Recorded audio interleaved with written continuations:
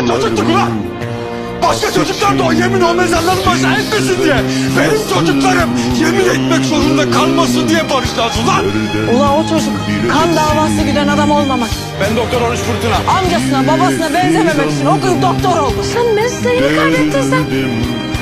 Fırtınaydım, duruldum, yoruldum, çok yoruldum.